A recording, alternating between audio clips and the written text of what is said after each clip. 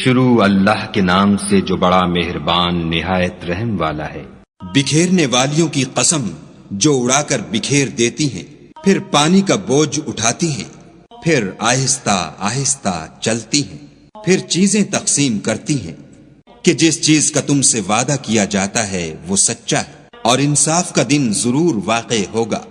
اور آسمان کی قسم جس میں رستے ہیں کہ اے اہل مکہ، تم ایک متناقض بات میں پڑے ہوئے ہو، اس سے وہی پھرتا ہے جو خدا کی طرف سے پھیرا جائے۔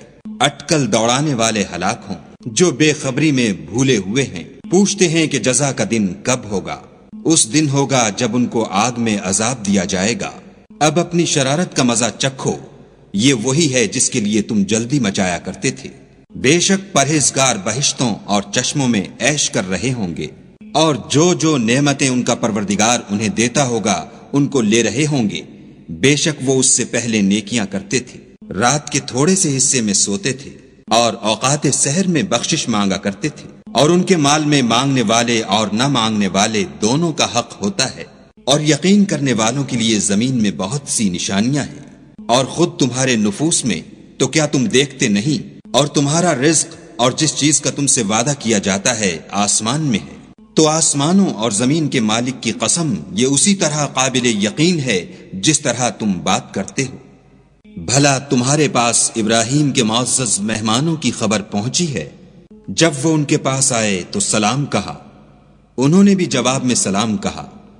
دیکھا تو ایسے لوگ کہ نہ جان نہ پہچان، تو اپنے گھر جا کر ایک بھنا ہوا موٹا بچڑا لائے اور کھانے کے لیے ان کے آگے رکھ دیا۔ کہنے لگے کہ آپ تناول کیوں نہیں کرتے؟ اور دل میں ان سے خوف معلوم کیا۔ انہوں نے کہا کہ خوف نہ کیجیے، اور ان کو ایک دانش مند لڑکے کی بشارت بھی سنائی۔ تو ابراہیم کی بیوی چلاتی آئیں اور اپنا منہ پیٹ کر کہنے لگیں کہ اے ہے، ایک تو بڑھیا اور دوسرے بانجھ۔ انہوں نے کہا، ہاں تمہارے پروردگار نے یوں ہی فرمایا ہے، وہ بے شک صاحب حکمت اور خبردار ہے۔ ابراہیم نے کہا کہ فرشتوں تمہارا مدعا کیا ہے؟ انہوں نے کہا کہ ہم گناہ گاروں کی طرف بھیجے گئے ہیں تاکہ ان پر کھنگر برسائیں، جن پر حد سے بڑھ جانے والوں کے لیے تمہارے پروردگار کے ہاں سے نشان کر دیے گئے ہیں۔ تو وہاں جتنے مومن تھے ان کو ہم نے نکال لیا، اور اس میں ایک گھر کے سوا مسلمانوں کا کوئی گھر نہ پایا، اور جو لوگ عذاب علیم سے ڈرتے ہیں ان کے لیے وہاں نشانی چھوڑ دی۔ اور موسیٰ کے حال میں بھی نشانی ہے، جب ہم نے ان کو فرعون کی طرف کھلا ہوا معجزہ دے کر بھیجا تو اس نے اپنی قوت کے گھمنڈ پر منہ موڑ لیا اور کہنے لگا یہ تو جادوگر ہے یا دیوانہ۔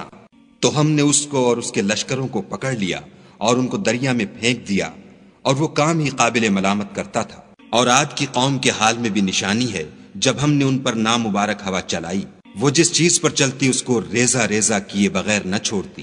اور قوم سمود کے حال میں بھی نشانی ہے، جب ان سے کہا گیا کہ ایک وقت تک فائدہ اٹھا لو، تو انہوں نے اپنے پروردگار کے حکم سے سرکشی کی، سو ان کو کڑک نے آ پکڑا اور وہ دیکھ رہے تھے۔ پھر وہ نہ تو اٹھنے کی طاقت رکھتے تھے اور نہ مقابلہ کر سکتے تھے۔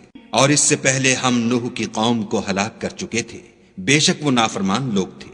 اور آسمانوں کو ہم ہی نے ہاتھوں سے بنایا اور ہم کو سب مقدور ہے، اور زمین کو ہم ہی نے بچھایا، تو دیکھو ہم کیا خوب بچھانے والے ہیں۔ اور ہر چیز کی ہم نے 2 قسمیں بنائیں تاکہ تم نصیحت پکڑو۔ تو تم لوگ خدا کی طرف بھاگ چلو، میں اس کی طرف سے تم کو صریح رستہ بتانے والا ہوں۔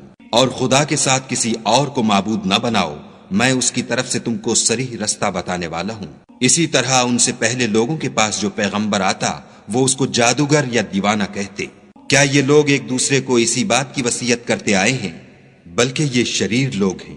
تو ان سے اعراض کرو، تم کو ہماری طرف سے ملامت نہ ہوگی، اور نصیحت کرتے رہو کہ نصیحت مومنوں کو نفع دیتی ہے۔ اور میں نے جنوں اور انسانوں کو اس لیے پیدا کیا ہے کہ میری عبادت کریں۔